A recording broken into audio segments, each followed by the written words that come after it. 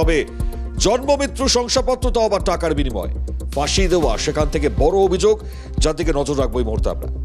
এই মুহূর্তে বড়সড় জালিয়াতির অভিযোগ যা গতকাল আপনাদের সামনে তুলে ধরেছিলাম, এবার অভিযোগ স্বীকার করলো অভিযুক্ত যার নাম পার্থ সাহা।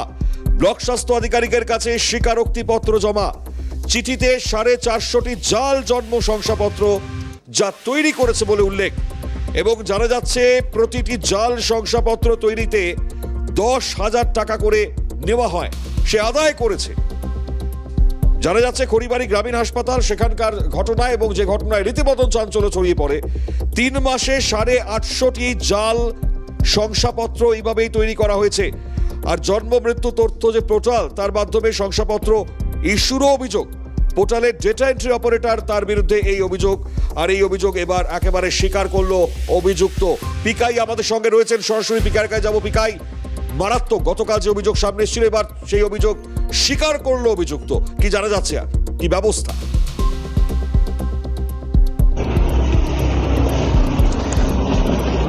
দেখো মনিভাই, তোমাকে জানিয়ে রাখি যে অভিযোগ উঠে এসেছিল সেই অভিযোগের ভিত্তিতে স্বাস্থ্য দপ্তরের পক্ষ থেকে কিন্তু একটা তদন্ত শুরু করা হয়। সেই তদন্তে নেমে কিন্তু রীতিমতো যে খড়িবাড়ি গ্রামীণ হাসপাতাল রয়েছে, সেই গ্রামীণ হাসপাতালে ডেটা এন্ট্রি যে কর্মী রয়েছে তার বিরুদ্ধেই কিন্তু অভিযোগ উঠে আসে যে মৃত্যু এবং জন্মর যে সংশয়পত্র, সেই সংশয়পত্র কিন্তু টাকার বিনিময়ে তৈরি করা হচ্ছিল, এমনটাই অভিযোগ। সেই অভিযোগের ভিত্তিতেই যখন তদন্ত শুরু করা হয়, তারপরেই কিন্তু দেখা যায় যে এই সংশয়পত্রগুলি রীতিমতো টাকার বিনিময়ে তৈরি করা হতো। ইতিমধ্যেই 850টি সংশয়পত্র নকল বা জাল বলা যেতে পারে, সেটা কিন্তু তৈরি করা হয়েছে।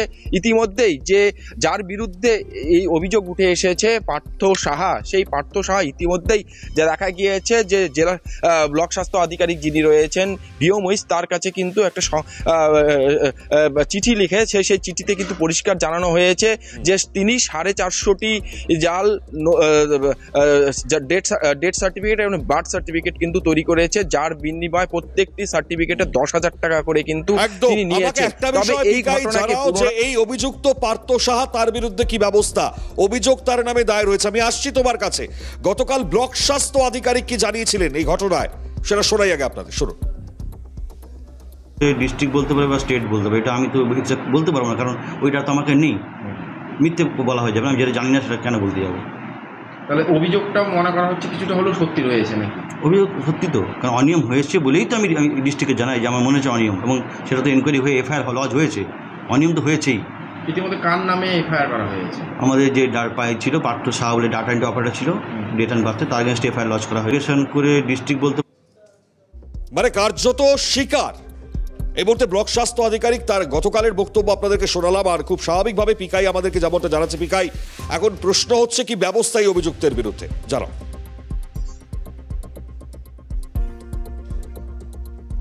দেখো, যে ইতিমধ্যেই কিন্তু স্বাস্থ্য দপ্তরের পক্ষ থেকে এই পার্থ সাহার বিরুদ্ধে কিন্তু খড়িবাড়ি থানায় একটি লিখিত অভিযোগ দায়ের করা হয়েছে। তবে পুলিশের পক্ষ থেকে জানা যাচ্ছে অভিযোগ দায়ের করার পরেই কিন্তু এই পার্থ সাহা রীতিমতো গা ঢাকা দিয়েছে। অনুমান করা হচ্ছে যে খড়িবাড়ি ব্লকের কিন্তু একদম গা লাগোয়া কিন্তু রয়েছে নেপাল বর্ডার, এবং এই নেপাল বর্ডার দিয়ে কিন্তু নেপালে পালিয়ে যেতে পারে, এমনটাই কিন্তু অনুমান করা হচ্ছে। তবে পুলিশের পক্ষ থেকে হন্য হয়ে কিন্তু এই পার্থ সাহাকে কিন্তু খোঁজার জন্য বিভিন্ন জায়গায় তল্লাশি করা হচ্ছে।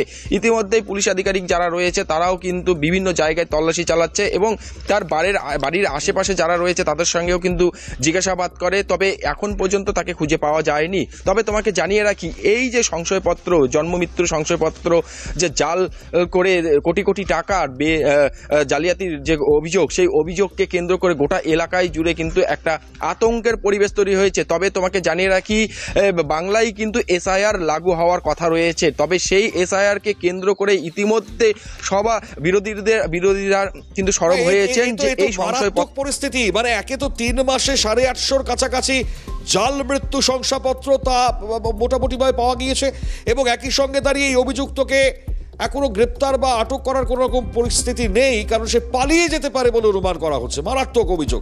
আমি পিকাই আসছি। গতকালের এই ঘটনা, তার পরিপ্রেক্ষিতে দাঁড়িয়ে আজ ঘটনা স্বীকার, এবং তৃণমূলের তরফ থেকে দাঁড়িয়ে কি বলা হচ্ছে? তৃণমূল ব্লকের যিনি নেতা রয়েছেন, অর্থাৎ সভাপতি, সে কি বলছেন শোনাই আপনার, শুনুন। সিএমএস থেকে স্বাস্থ্য দপ্তর অবধি পৌঁছেছে। কেন আমরা স্বচ্ছতা চাই বলে আজকে কথাটা আসছে। আগামী দিনে এই কথাটা কেউ তুলেনি। ওনাদেরকে আমি সাধুবাদ জানাতাম যদি এই কথাটা 2 মাস আগে বলতো, তাহলে আমি সাধুবাদ জানাতাম। কিন্তু আমাদের ডিপার্টমেন্ট আমরা চাচ্ছি স্বচ্ছতায় থাকো। আমরা কোনো স্বজন পোষণ নীতি দিতে যাচ্ছি না। আমাদের আইনের প্রতি বিশ্বাস আছে, যে অন্যায় করবে তার আমরা নিশ্চয়ই শাস্তি, কঠোরতম কষ্ট শাস্তি পাক। পিকার কাছে আরো একবার চলে যাবো। পিকায় সাধারণ যারা মানুষজন রয়েছেন তারা আর কি বলছেন, কারণ আতঙ্ক তো রয়েছেই স্বাভাবিকভাবে।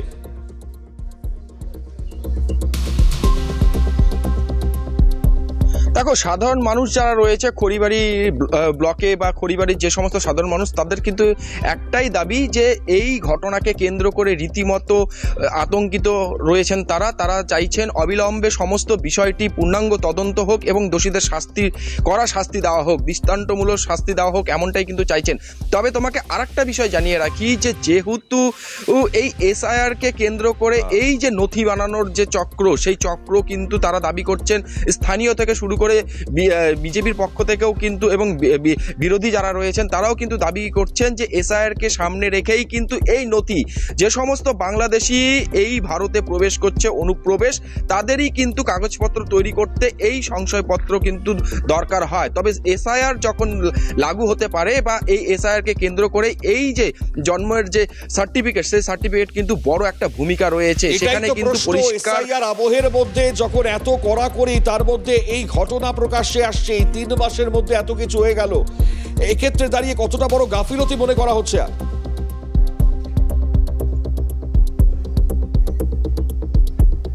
দেখো, বিজেপির পক্ষে থেকে কিন্তু পরিষ্কার জানানো হয়েছে। গতকাল কিন্তু শিলিগুড়ি বিজেপি বিধায়ক যিনি শঙ্কর ঘোষ, তিনি কিন্তু ঘটনাস্থলে আসেন এবং বিওমোচের সঙ্গে কথা বলেন। বিওমোচকে পরিষ্কার জানান পূর্ণাঙ্গ তদন্ত না হলে কিন্তু আগামীতে জনস্বার্থ মামলা করা হবে এবং সিবিআই তদন্তর দাবি করা হবে। তবে স্থানীয় থেকে শুরু করে বিরোধীরা কিন্তু একটাই প্রশ্ন করছেন যে এই হোক না। বিধায়ক শঙ্কর ঘোষ আমাদের সঙ্গে টেলিফোন লাইনে রয়েছেন। শঙ্কর দাস, স্বাগত জানাই আপনাকে। এই যে 850 শংসাপত্র যার বড়সড় গাফিলতির মাধ্যমে তৈরি হয়ে গেল 3 মাসে, এবং যে অভিযুক্ত সেটা কি পালিয়ে যেতে পারে বলে অনুমান করা হচ্ছে, এসআইআর আবহে এই পরিস্থিতি কিভাবে দেখছেন? গতকালের ঘটনা ইতিমধ্যেই আপনারা জেনেছেন, প্রচার করেছেন। আমি আজকে কিছুক্ষণ আগে স্বরাষ্ট্রমন্ত্রী অমিত শাহকে মহাশয়কে একটি চিঠি পাঠিয়েছি। পুরো বিষয়টি তদন্ত করা দরকার রাজ্যের সাপেক্ষে। শুধু এসআইআর বলে নয়, অনুপ্রবেশকারীরা এইভাবে জাল শংসাপত্র নিয়ে ভারতীয় নাগরিক সেজে ভারতবর্ষের অভ্যন্তরীণ নিরাপত্তার ক্ষেত্রেও বিপজ্জনক হতে পারে। এফআইআর হয়েছে ডাটা এন্ট্রি অপারেটর, তিনি তৃণমূল কংগ্রেসের নেত্রীর ছেলে বা তৃণমূল কংগ্রেস করেন। ওখানকার যারা প্রধান গ্রাম পঞ্চায়েতের সদস্য, তাদের সুপারিশের ব্যাপারে এসছে। ওখানকার রেজিস্ট্রার স্বাস্থ্য আধিকারিক যিনি দায়িত্ব এড়িয়ে যাচ্ছেন, যার বিরুদ্ধে সব থেকে বড় অভিযোগ এই জাল শংসাপত্রের অ্যাপ্রুভাল তিনি দিয়েছেন। ফলে পুরো বিষয়টি স্বাস্থ্য দপ্তর ডাটা এন্ট্রি অপারেটরের উপরে চাপিয়ে ধামাচাপা দিতে চাইছে। সেটা যাতে না করতে পারে, স্বরাষ্ট্রমন্ত্রী শ্রী অমিত শাহ মহাশয়কে আমি একটি চিঠি দিয়েছি। আমাদের মাননীয় সাংসদ শ্রী শুভেন্দু অধিকারী মহাশয়, শ্রী সৌমিক ভট্টাচার্য, আমাদের মাননীয় বিরোধী দলনেতা শুভেন্দু দাস, শ্রমিক দা এবং আমাদের মাননীয় সাংসদ রাজু বিস্তা মহাশয়কেও আমি জানিয়েছি।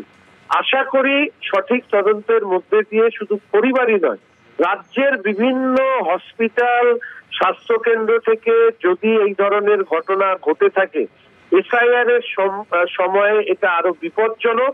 এটাকে বন্ধ অবশ্যই করতে হবে, নইলে জনস্বার্থ মামলা করে এই খড়িবাড়ি কেসকে সামনে রেখে সিবিআই তদন্ত চাই। শঙ্করদা, জনস্বার্থ মামলার দিকে কি আপনারা অগ্রসর হবেন? মানে অবশ্যই আমি এই সময়কালে ছট পুজো আছে আমাদের, কালী পুজো, দীপাবলি ইত্যাদি পরেই ছট আছে আমার এখানকার এরপর এই সময় আমার লয়ার কনসালটেশন করে মাননীয় বিরোধী দলনেতা শুভেন্দুদার অনুমতি নিয়ে অবশ্যই জনস্বার্থ মামলা করবে। অনেক ধন্যবাদ শঙ্করদা আপনাকে এতক্ষণ সময় দেওয়ার জন্য। বিজেপি নেতা তথা বিধায়ক শঙ্কর ঘোষ তিনি আমাদের সঙ্গে টেলিফোন লাইনে ছিলেন, এবং যেটা এই মুহূর্তের বিগ ব্রেক জানাই আপনাদের যে এই ঘটনার পরিপ্রেক্ষিতে দাঁড়িয়ে রাজ্যের বিরোধী দলনেতা শুভেন্দু অধিকারীর সঙ্গে কথা বলে আগামী সময় আদালতে দ্বারস্থ হতে পারেন বিজেপি এমনটাই কিন্তু এই মুহূর্তে শঙ্কর ঘোষ বিজেপি বিধায়ক তিনি কিন্তু স্পষ্ট করলেন। এসআইআর আবহে এই পরিস্থিতিতে দাঁড়িয়ে বড় প্রশ্ন উঠে গিয়েছে এই জাল জন্ম মৃত্যু শংসাপত্র। পিকাই আমাদের সঙ্গে রয়েছে। পিকাই, যেমনটা জানাচ্ছিলে জানাও।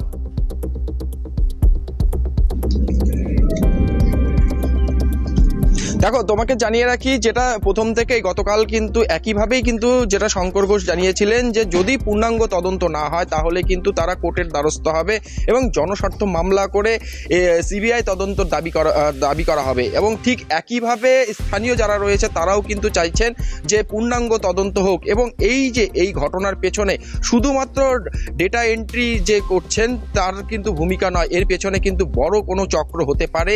এবং হাসপাতাল কর্তৃপক্ষের ভূমিকা কোথায় রয়েছিল এবং হাসপাতাল কর্তৃপক্ষ কেন 3 মাস এতদিন চুপ করেছিল, এবং যেহেতু 3 মাস আগেই তারা এই বিষয়টি তাদের নজরে আসে, তারপরেও কিন্তু কোনো কঠোর পদক্ষেপ কেন নেওয়া হয়নি, এবং যে এফআইআর করা হলো গতকালকেই কেন করা হলো, এর আগে কেন করা হয়নি, সেই সমস্ত বিষয়গুলি নিয়ে কিন্তু একটা প্রশ্ন উঠেছে। তোমাকে আরও একটা বিষয় জানিয়ে রাখি, যেহেতু এই যে জাল চক্রের যে হদিশ, সেই জাল চক্রের হদিশে কিন্তু কোটি কোটি টাকা কিন্তু বাজেয়াপ্ত মানে আত্মসাৎ করা হয়েছে এমনটাই কিন্তু মনে করা হচ্ছে। তবে তোমাকে আরও একটা বিষয় জানিয়ে রাখি, যে সমস্ত এলাকাগুলিতে প্রচুর মানুষ এই সমস্ত এলাকায় কাজকর্মের জন্য বাইরের রাজ্য থেকে আরো একবার বিরত করছি, সঙ্গে থাকো। কংগ্রেস মুখপাত্র সৌম্য আইচ রায় আমাদের সঙ্গে টেলিফোন লাইনে রয়েছেন। সৌম্যদা, স্বাগত সিএন আপনাকে। আপনি গোটা ঘটনা সম্বন্ধে অবগত, কিভাবে দেখছেন এই এসআইআর আবহে এই পরিস্থিতি? দেখুন, হ্যালো, হ্যাঁ সৌম্যদা শুনতে পাচ্ছি। দেখুন, আমি পরিষ্কার একটা কথা বলি, এই রাজ্যে যখন এসআইআর নিয়ে একটা সারা দেশে বিতর্কের সৃষ্টি হয়েছে, এই রাজ্যে যে শংসাপত্র তৈরি, এটা নতুন কোনো ঘটনা নয়। এই রাজ্যে কাঞ্চন মিল্লর বিনিময়ে তৃণমূলের নেতা নেত্রী থেকে শুরু করে তাদেরকে টাকা দিলে শংসাপত্র তৈরি হয়, SC ST সার্টিফিকেট তৈরি হয়, তার সাথে আধার কার্ড, ভোটার কার্ড এবং পাসপোর্ট আপনারা দেখেছেন, দিনের পর দিন জালিয়াতি হয়। রাজ্যে অনুপ্রবেশকারীরা ঢোকে, তারপর এগুলো তৈরি। আমরা বলছি যে এর মাথাটা কারা টাকার বিনিময়ে সব করছে, কেন ধরা যাচ্ছে না? অপরাধীরা কেন বলছে এটা তাদের মরুদ্যান? আমরা বারবার বলেছি, বিরোধীরা বলেছি যে মরুদ্যান, অপরাধীদের মরুদ্যান। অপরাধীরা টাকা দিয়ে ছাড়া পায়, পুলিশ কার্যত হাঁটু গেড়ে থাকে অপরাধীদের সামনে, আত্মসমর্পণ করে, কিছু করা যায় না। কারণ এদের মাথার উপরে তৃণমূল নেতাদের হাত, আশীর্বাদের হাত থাকে, তাই তারা পার পেয়ে যায়। এই রাজ্যে টাকার বিনিময়ে সব শংসাপত্র পাওয়া যায়। যে রাজ্যে ভুয়ো সার্টিফিকেট, ভুয়ো ডক্টরেট, ভুয়ো IPS পাওয়া যায়, সেই রাজ্যে জালিটাই একটা শিল্প, ভুয়ো সার্টিফিকেটটাই একটা শিল্প। ঠিক, অসংখ্য ধন্যবাদ সৌম্যদা আপনাকে। সৌম্য আইচ রায় কংগ্রেস মুখপাত্র ছিলেন টেলিফোন লাইনে। আবারও পিকাইয়ের কাছে চলে যাব অবশ্যই। পিকাই, যেমনটা তুমি জানাচ্ছিলে, একই সঙ্গে দাঁড়িয়ে খুব স্বাভাবিক, কারণ এই যে অভিযুক্ত সে পালিয়ে যেতে পারে বলে অনুমান করা হচ্ছে। এবং আরও একটা চাঞ্চল্যকর বিষয়, তা হচ্ছে এই যে জন্ম মৃত্যু তথ্য পোর্টাল, এর মাধ্যমেও তো সার্টিফিকেট পাওয়া যাচ্ছিল, এটাও তো একটা মারাত্মক অভিযোগ।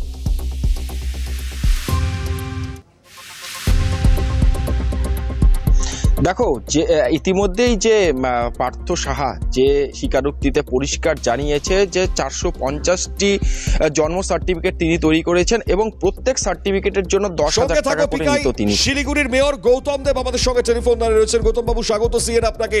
কি বলবেন, এক এসআইআর আবহ, তার মধ্যেই জাল জন্ম মৃত্যু শংসাপত্র, এই পরিস্থিতিতে 850টি শংসাপত্র এইভাবে তৈরি হয়ে গেল। গোটা ঘটনা আপনার কাছে কিভাবে আপনি মনে করছেন, কি অবস্থায়? ওখানকার ব্লক স্বাস্থ্য আধিকারিক যিনি আছেন তার নজরে যখনই এসছে তখনই কারেক্টিভ মেজার্স এবং আইনি যে ব্যবস্থা নেওয়া, সেই ব্যবস্থা নেওয়ার বিষয়গুলো, প্রক্রিয়াগুলো আসছে। এবং এগুলোর ক্ষেত্রে সার্টিফিকেটটা খুব ইম্পর্টেন্ট ইস্যুস। সেখানে কেউ এই ধরনের ঘটনা করলে আইনের পরিধির মধ্যে তার যা ব্যবস্থা নেওয়া সেটা পুলিশ প্রশাসন করবে এবং সেভাবেই পদক্ষেপ করা হচ্ছে। দেশের সুরক্ষার স্বার্থেও এটা একটা বড় পরিস্থিতি গৌতম বাবু। আমি আপনাকে প্রথমেই বললাম যে ব্যাপারটা যথেষ্ট গুরুত্ব আছে এবং প্রশাসন সেভাবেই বিষয়টিকে দেখছে এবং সেভাবেই আইনি পদ্ধতির মধ্যে দিয়ে এর ব্যবস্থা নেওয়া হয়। ঠিক, অসংখ্য ধন্যবাদ আপনাকে। গৌতম দেব আমাদের সঙ্গে ছিলেন টেলিফোনদার, এবং তিনি যেটা বলছেন যে এটাতে ব্যবস্থা নেওয়া হবে, প্রশাসন যথেষ্ট কঠোরভাবে দেখছেন গোটা পরিস্থিতি।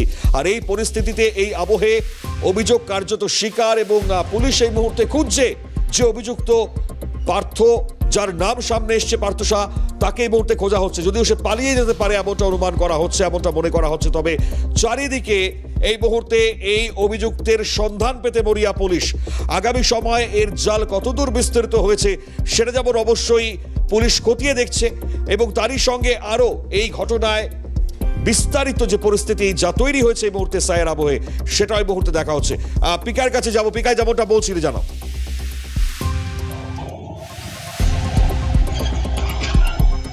দেখো, যে পার্থ শাহ যে স্বীকারোক্তি পত্রে কিন্তু পরিষ্কার তিনি জানিয়েছেন যে 450টি সার্টিফিকেট তিনি কিন্তু বানিয়েছেন, এবং সেই 450টি সার্টিফিকেটের একটি সার্টিফিকেট বানানোর জন্য তিনি কিন্তু 10,000 টাকা করে নিতেন। ইতিমধ্যে যেটা জানা গিয়েছে 45 লক্ষ টাকা তিনি কিন্তু আত্মসাৎ করেছেন। যে এই 45 লক্ষ টাকা দিয়ে তিনি কি করেছেন এবং তার ভাগ কাকে কাকে দেওয়া হয়েছে, সেই সমস্ত বিষয়গুলিও কিন্তু দেখা হচ্ছে। তোমাকে জানিয়ে রাখি, ইতিমধ্যেই গোয়েন্দার দপ্তরের যে সমস্ত কর্মী তারাও কিন্তু এই বিষয় নিয়ে তদন্ত শুরু করেছে। তবে এই এলাকা যে সমস্ত মানুষদের কাছে এই সার্টিফিকেট যারা বানিয়েছেন, বা অন্যান্য যে সমস্ত রাজ্য, বা এমনটাও জানা গিয়েছে নেপালের বেশ কিছু বাসিন্দা তারাও কিন্তু রীতিমতো এই খড়িবাড়ির যে গ্রামীণ হাসপাতাল সেখানে এসে কিন্তু নিজেদের জন্ম সংশয়পত্র কিন্তু তৈরি করেছেন। সেই সমস্ত সার্টিফিকেটগুলি কিন্তু বাতিল করা হতে পারে স্বাস্থ্য দপ্তরের পক্ষ থেকে, এমনটাও কিন্তু জানা গিয়েছে। তবে এই যে সার্টিফিকেট 850টি সার্টিফিকেট রীতিমতো খুঁজে বের করা কিন্তু চারটিখানি ব্যাপার নয়। তবে এই অবস্থা বা পরিস্থিতি পিকাই, গোটা ঘটনার দিকে নজর রাখো। আপাতত তোমাকে ধন্যবাদ জানাই। খড়িবাড়ি স্বাস্থ্যকেন্দ্রের এই পরিস্থিতির মধ্যে দাঁড়িয়ে স্বাভাবিকভাবে একটা চাঞ্চল্য তৈরি হয়েছে, তবে গোটা ঘটনার তদন্ত করছে প্রশাসন। নজর থাকবে আমাদের এই খবরের দিকে। পরবর্তী